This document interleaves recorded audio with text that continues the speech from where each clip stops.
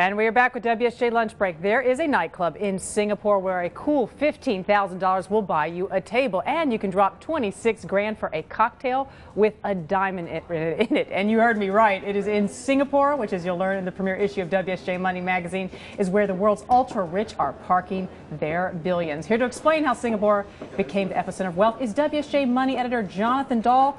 Debut issue, my friend. Yeah, thank you very much. Welcome, congratulations. We're very excited. Very excited. We're going to be talking a little bit about the magazine itself in a moment, but let's just, I was reading this cover story, blown away. How has Singapore become this haven for the ultra rich? Why are they flocking there? Well, there's a concentration of wealth all across the world moving to Asia, but a lot of those places aren't stable. But Singapore is so obsessed with being stern. I mean, you can't even chew gum at the airport.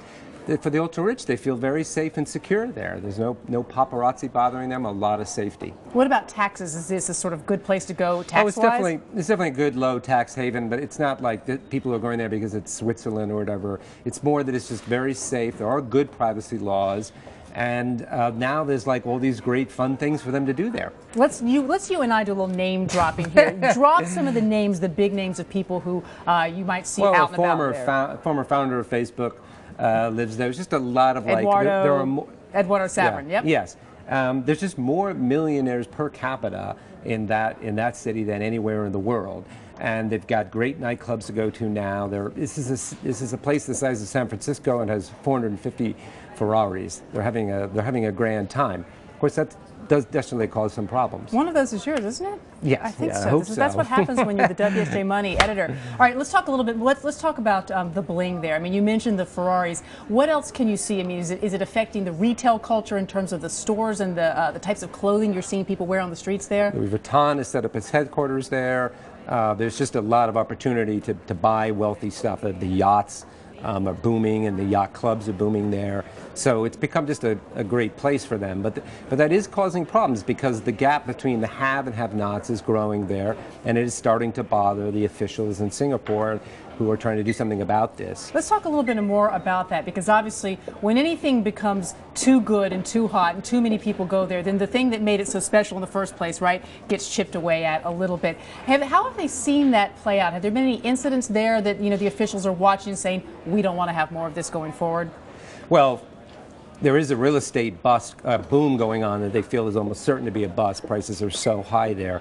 But I think what you're referring to is there was a car crash there of a Chinese foreigner. Several people were killed. It really upset Singapore because this kind of stuff just doesn't happen there. Somebody driving too fast in one of these 100 miles an hour, one of these sports cars, and people are starting to say we got to put the brakes on it before it becomes another Dubai. They don't want it to happen there. And this nightclub we were talking about, this literally you can get a cocktail with there is a diamond in it. It's 26 grand.